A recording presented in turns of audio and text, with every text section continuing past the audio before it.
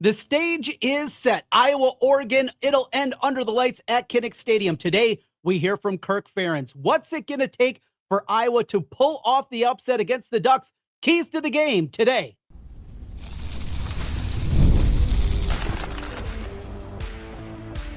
You are Locked On Hawkeyes, your daily podcast on the Iowa Hawkeyes. Part of the Locked On Podcast Network, your team every day. Welcome in. I'm Trent Condon, and this is the Locked On Hawkeyes podcast. We are your daily Iowa Hawkeye podcast, talking all things Hawkeyes, football, basketball, and a whole lot more. I've been covering the Hawkeyes for over 20 years on the radio, including currently on the Iowa Sports Radio Network. You can hear me each weekday from noon to 2 with stations across the state, including Des Moines, Sioux City, Iowa City, Cedar Rapids, and the Quad Cities. Today's episode of Locked On Hawkeyes is brought to you by Game Time. Download the Game Time app, create an account, and use code LOCKEDONCollege for $20 off your first purchase.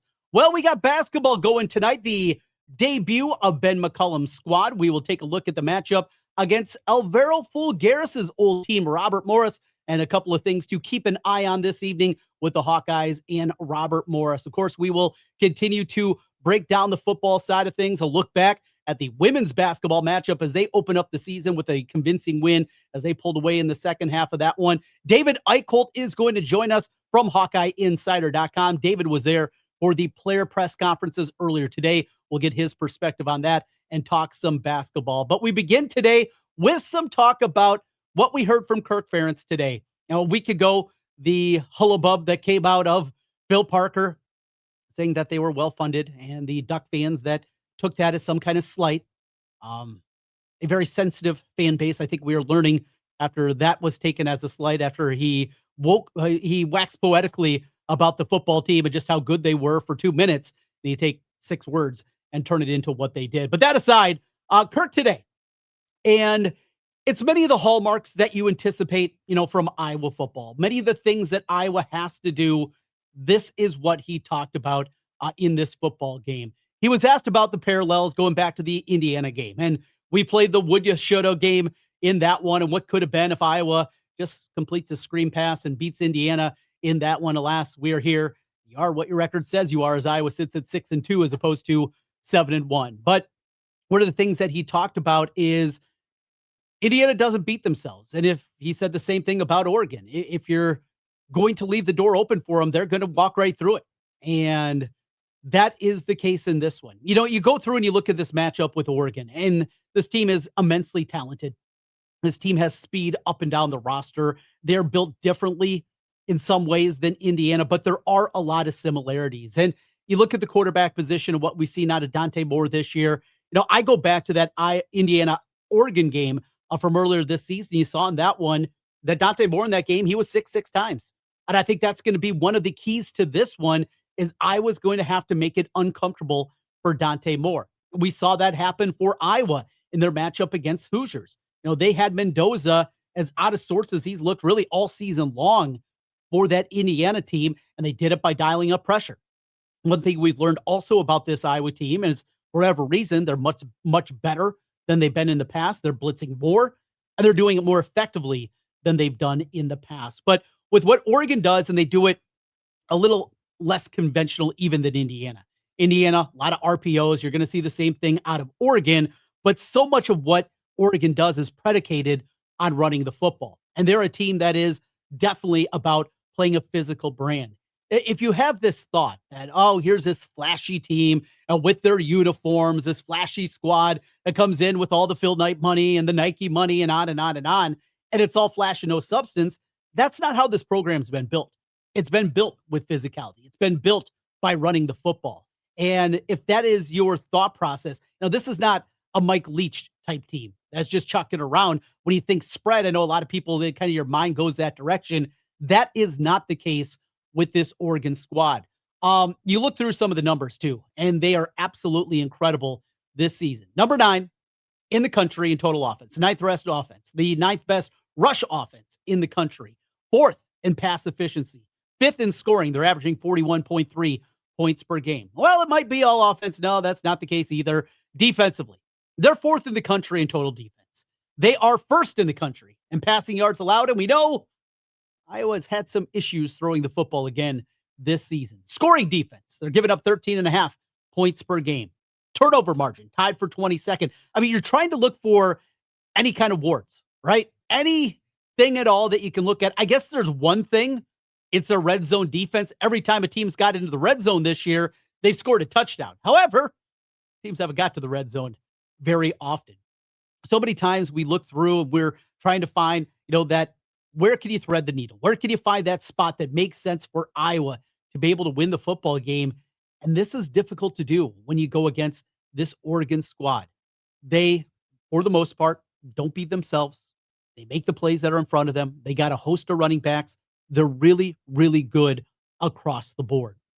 Punting, Iowa's punting has not been very good this year, and they're 20th in the country in net punting. So it's on and on and on. Kane Weechin has to have a big game. We'll talk more about that as the week certainly commences and get into it. But one of the things that jumped out, going back and watching kind of one of those fast highlight videos, is the ability, as I went back and watched the 30-minute breakdown of the Indiana-Oregon game, again, kind of refreshing my memory throughout the off week, and getting to Dante Moore. I think that's at the top of the list for what Iowa needs to do in this one if they are going to pull off the upset. Now, the environment Saturday at Kinnick, it'll be special. It always is. Kinnick Stadium, every day, or as you've heard me say, I still get those chills walking in every single time. The excitement, the buildup, the anticipation, everything. And boy, I mean, doesn't this week feel like it's the longest week ever? I mean, coming on the heels of a bye week, and I'm just ready to watch this team play football again. I was playing at such a high level, but Kirk was asked that at the press conference. He was asked about the environment and the buzz leading into the game. And, he talked about how rare it is, how special it is to have these kind of chances. We talked yesterday, every day, as we talked a little bit about just the importance of this football game and why it's as big as Iowa's had in such a long time. Yeah, we had number 3 versus number 4 years back with Iowa, Penn State. Penn State that ended up that season, 7-6. And we know the wheels fell off for Iowa after that, back-to-back losses, including losing to Purdue as they ascended up towards the top of the poll that season. This one feels different because it's also November. And it's November, and that means that everything's still on the table. I mean, you've played yourself to this spot now where you got to be perfect. You got to do everything in order to make that happen. However, when you go through and look at the opportunity that this squad has, what's in front of them, I think that also takes it to another level. And it is special. And Kirk said this. He said he knows that Oregon's going to be ready, knows the crowd's going to be ready, need to make sure that we're ready. And I don't think that's him saying, that there's been guys overlooking this week or guys that have not been doing the right thing, because with the leadership of the squad, what we've seen out of this group this season, that would be surprising. It's just so un-Iowa football-like to do that. But he knows they got to be ready. And they got to make some breaks. And they have to have some things happen and probably have to have a couple of bounces go their way if they're going to pull it off. I say it all the time. And in an upset, when you're playing a game like this, you don't have to be perfect. People talk about perfect. Perfection is not reality. And certainly in football, playing perfect is not a reality. But you have to play clean. Iowa's very good keeping the penalties down. You go back, the number of points that they gave Penn State in that game. The 7 points that they gave to Indiana after the interception at the beginning of the game, first drive of the game, picked off 7-0. Looked like, oh boy, here's the route is on. What they did at the end of the half in each of those games. Obviously, the block kick that went back for a touchdown by Penn State. But even go back to that final minute of the game against Indiana. I mean, you don't wrap up. You don't make a play that should have been a shorter gain. Instead, guy breaks through, gets an extra 12, 15 yards. Then you get a personal foul on top of it, and you give him 3 free points. And a game that was 13-13 late in the fourth quarter, those are the things you can't do. Iowa, again, doesn't have to be perfect, but you got to be clean. Those are the kind of things and the kind of mistakes Iowa cannot afford to do against this Oregon team. Oregon, though, go through and take a look at the Ducks. Mention the numbers. They're incredible. And again, we're trying to find any kind of holes, warts with this team. Oklahoma State, if not the worst, one of the worst Power 4 teams that are out there. Montana State, a good FCS program. That's who they open up the season against. They won at Northwestern. They won at Oregon against Oregon State, who's terrible. The great environment against Penn State, but we're learning that Penn State team certainly much different than what we thought. They lost to Indiana, and then they beat Rutgers and Wisconsin. So people that want to poke holes in the Iowa resume of who they beat. And I think you can poke holes in a lot of programs that are out there on the fringes of the top 25 like Iowa and say, who have they beat? Who's Oregon beat? This is a talented team. This is a team that has dudes up and down the roster. Kirk talked about a couple of their freshman defensive linemen and looking the part already. He said it's like the Dodgers or the Yankees. But another part that he brought up that's important too. Not just about the talent, but it's how they're coached.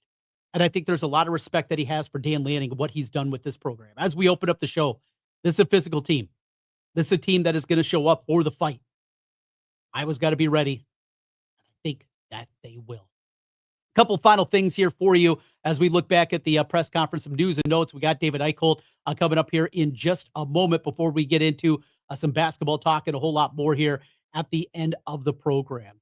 You go through and you look at these upsets in the past and how Iowa's been able to pull them off. Got to play well. Got to get those breaks, and you got to hang around. You'll hear this week, Iowa's got to start fast. That's not necessarily what it is. All Iowa has to do is hang around. Now, Iowa's not a team that has to, in these upset games, be playing from ahead. It helps, but it's not always the case. You go back to the upset against Michigan. You go back to some of the big ones that they've had. That's not always been the case, but just hang around. Keep your head above water, get into the second half, and then we know weird things can happen in Kinnick Stadium. We come back. David Eickholt's going to join us from 24/7 Sports. He talked to the players at the press conference today. A couple of news and notes, including the health of Mark Gronowski. Where's the Hawkeye quarterback as we get ready for the matchup against Oregon? Eickholt joins us next. Locked On Hawkeyes. Well, the NBA is back, and there's no better place to get in on the action than FanDuel, the official sports betting partner of the NBA.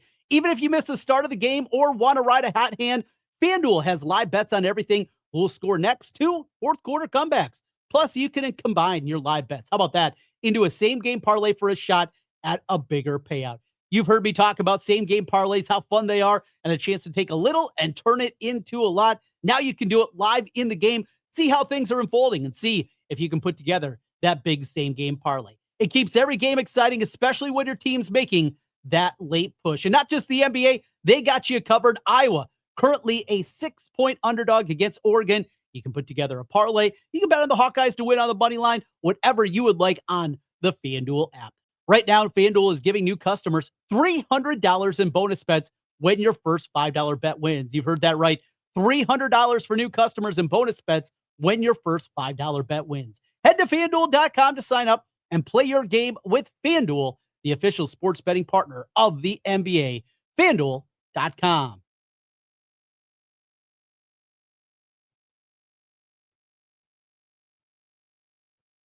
Let's get David Eickholt in here, HawkeyeInsider.com. He joins us 24/7 Sports. David, Trent, and Ken, thank you for coming on. Always good to talk to you. We'll get to the Oregon game, which just has a massive feel. It really does. I can't wait. We'll get to basketball men's tonight, but let's start with ladies. They were first after all last night. What did you see from Jan Jensen's squad as they made their first, I guess, real start of 25-26 season? Your thoughts on what transpired last night at Carver? You know, I think it raised a few questions about what this team can be, but I'm also not going to be the person that overreacts after one game, right? I think this team is going to be very front court heavy, and I think there's going to be a lot of production from there. I was pretty much blown away by Ava Heiden. I knew she was going to take a step forward, but, you know, I know that they didn't have the most size they were playing against, but Heiden was demanding the basketball in the post. She had about 3 or 4 go-to moves. She was very aggressive on the glass. I thought Hannah Stolke did a nice job in that second half. And if she makes, you know, a 3 or 2 a game, or can at least showcase that she can be a little bit of a threat, I think that's going to open some things up. A little bit worried about the turnovers, 24 turnovers. I know that Southern threw a lot of different pressures at them, some full court presses. You know, when you are going against a team that has 9 freshmen and sophomores like Iowa, they were trying to, you know, force those turnovers and get them out in transition, and they were able to do that a few times. But we saw last year, man, when Iowa turns the ball over, that they don't win many games. We saw, even though they had Lucy Olson, who was obviously a terrific player in her own right, Iowa's going to need 2 or 3 ball handlers to step up to the plate and be able to, go against some of that pressure. But I think it has potential to be a top 25, top 20 team. I think it's going to be a very good team. The 3-point shooting wasn't great, but again, Jan Jensen doesn't seem worried about that. But I think there's going to be a lot of talent on this year's team as well. But it's going to be one of those things, man, where who's going to be that go-to player? You had Lucy Olson last year. You had Caitlin Clark several years before that. You had Megan Gustafson. You had Kathleen Doyle. You had Sam Logic, Allie Disterhoff. Who's going to be that go-to player when you need a bucket? I think there's a couple people that have potential to be, but I'm very curious how this next couple weeks sort of develop. Let's jump over to the men's side. We'll get our first look at them tonight against Robert Morris, an NCAA tournament team from a year ago, but one of their best players is now on Iowa with Elvira Fulgaris, and you couple that, all 5 starters gone from last year's team. What are you looking for here? Iowa favored by 22.5 against Bobby Moe. Defense, and defense. Right, good place to start. Yeah. Right, I'm really interested to see the lineup combinations because I think right now Ben is still trying to figure out what the best way to attack opposing teams are. We know that Iowa did not shoot the ball well from 3-point range, and their 2 secret scrimmages. That, let's face it, man, they're not secret scrimmages. We know everything gets leaked out at this point. Very curious how is freshman Tate Sage can be a big part of this team because he really impressed me throughout the summer. I think he played great in Iowa's second secret scrimmage game. How are the defensive rotations going to be cleaned up? How much pressures are going to be on Bennett Sturtz at that starting point guard spot? Are they going to be able to move him off the ball? But I'm just overall really intrigued about the system that Iowa is going to come out and be aggressive in. And I'm very curious how the crowd's going to be because, I think Ben McCollum's done the right thing behind the scenes. He's taken about every media request as far as I'm aware of. He's in the student section during football games. He's done countless public appearances. I don't know how much coffee that man has drank, and somehow more than me, and that's an accomplishment in its own right. But for him to kind of do everything right behind the scenes, how well attended is this game going to be? What's the support going to look like, and how much work does he still have to do to fill Carver back up? Despite having a new player, a new system, how many people are going to sit there and say, you know what? We'll believe it when we see it. So I think there's a ton of intrigue about this year's team. And I'll be honest, man, I don't know if we're really going to know what this team is until halfway through January. I just think that this team's going to get better as the year goes along, but we'll be able to figure out what they actually are January, February. Yeah, I think that's a fair way to put it.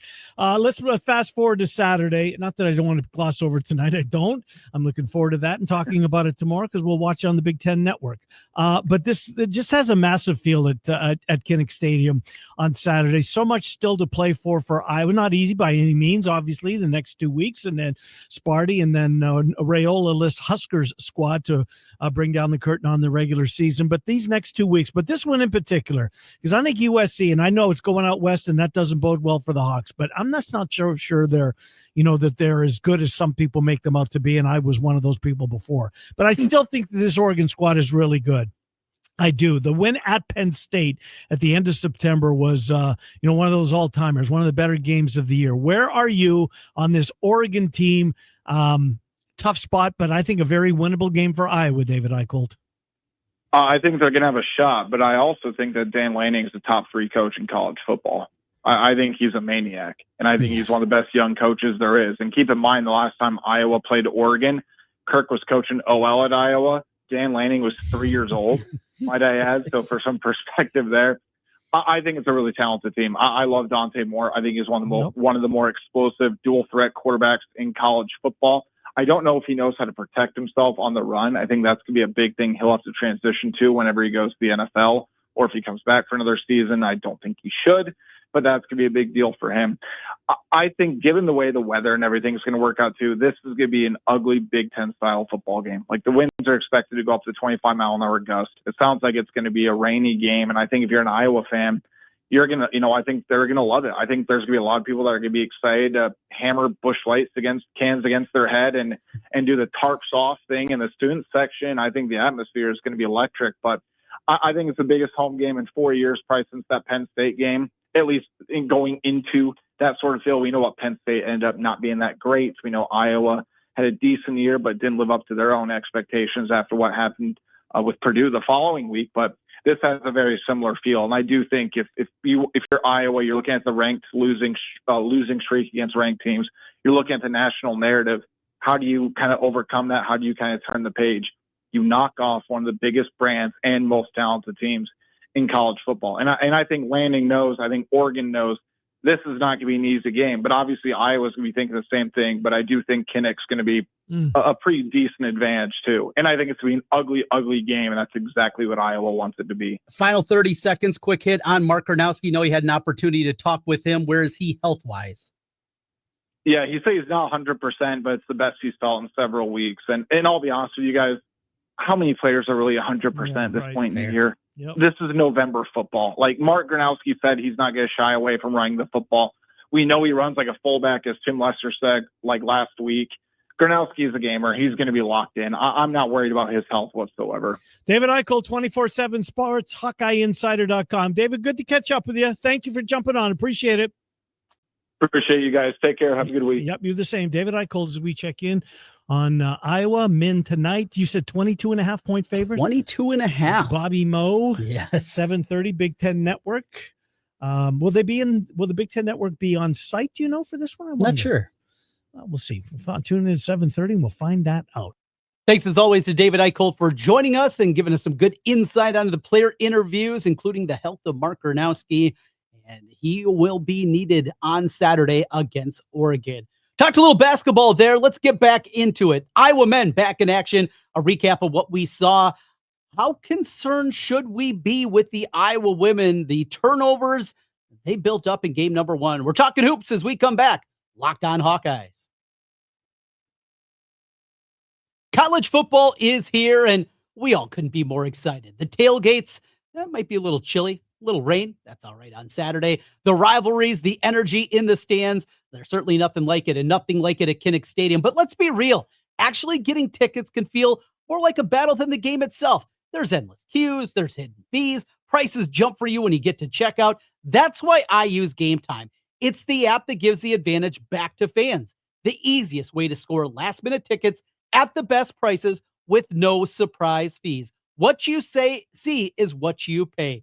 Iowa, Oregon this weekend, a huge matchup at Kinnick Stadium, and Game Time has some great advantages for you. Take a look around, find the best seats for you. There's never a bad seat in Kinnick Stadium, and you can find a great deal. Plus, what you see is what you pay.